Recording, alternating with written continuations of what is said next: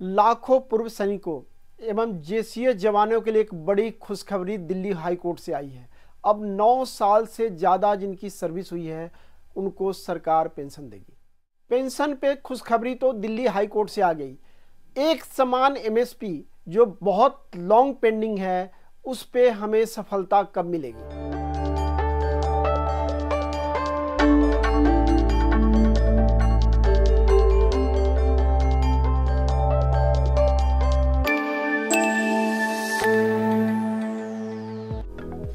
नमस्कार दोस्तों, जय हिंद जय भारत। डिफेंस रिलेटेड ग्रुप के डिफेंस वेलफेयर न्यूज पे आप सभी का स्वागत है।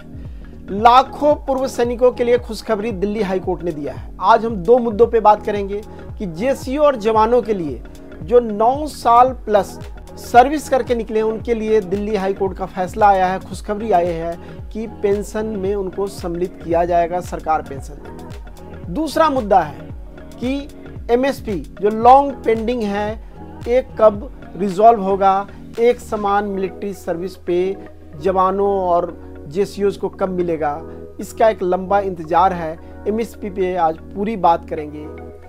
साथियों, पहले पेंशन की जो सरकार की कंडीशन थी कि 15 साल कम से कम सर्विस सेना में होगी तो आपको पेंशन मिलेगा, जिसे पेंशन रेगुलेशन 2001/114 के द्वारा संशोधित करके 1 साल का कंडोनेशन पीरियड बढ़ाया गया। अर्थात जिनकी नौकरी 14 साल प्लस होगी उसको पेंशन मिलेगा, कंसीडर किया जाएगा।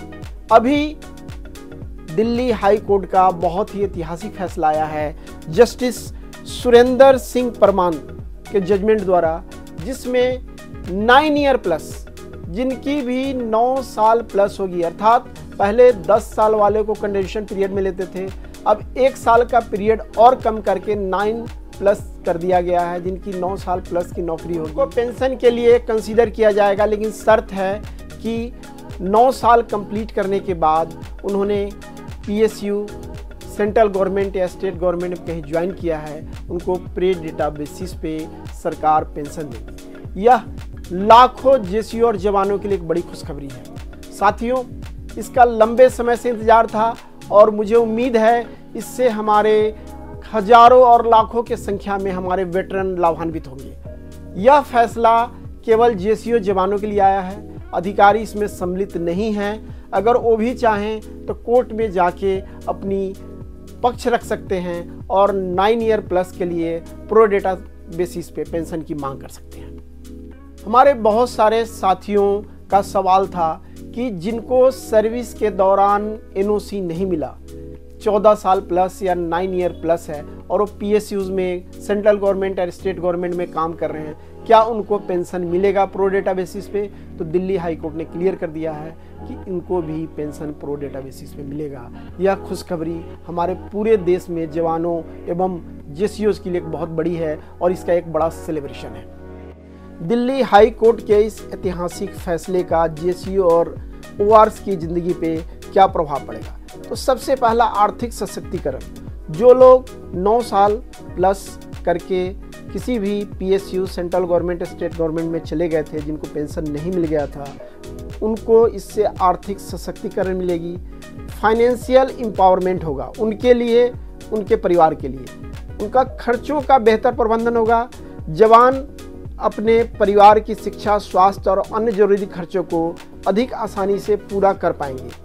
यह राहत उन क्षेत्रों में भी सहायक होगी जहां महंगाई तेजी से बढ़ रही है। दूसरा, उनके मोरल और प्रेरणा में वृद्धि होगी, boost in moral and motivation. जहां भी वो काम कर रहे हैं उनका जो काम करने की क्षमता बढ़ेगी, परिवारों में खुशहाली आएगी, सामाजिक सम्मान और पहचान बढ़ेगा, दीर्घकालीन लाभ भी मिलने वाला है रिटायरमेंट प्लानिंग में, पेंशन लाभ में, और समानता की दिशा में एक बड़ा कदम होगा। जिन लोगों ने सेना में कम से कम 9 साल अपना दिया है और किसी कारण से वो PSUs central government state government में चले गए हैं, तो दिल्ली हाई कोर्ट के इस फैसले का वेटरन्स की तरफ से मैं स्वागत करता हूं, उनका हार्दिक अभिनंदन करता हूं कि ये सेना के वेटरन के लिए, जेसीओ जवानों के लिए एक बड़ा ऐतिहासिक फैसला है। अब हम बात करेंगे एमएसपी।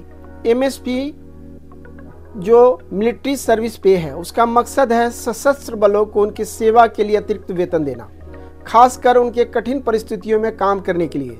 लेकिन इसमें एक बड़ी विसंगति है जो ऑफिसर्स और जवानों के बीच में, जो इक्वल एमएसपी मिलिट्री सर्विस पे की लंबी मांग है, क्योंकि रिस्क अलाउंसेस अगर मैं बात करूं तो सबके लिए समान है और ये समान मिलना चाहिए, क्योंकि वेतन में अंतर होना चाहिए रैंक वाइज, लेकिन जो रिस्क पे है उसमें नहीं होना चाहिए।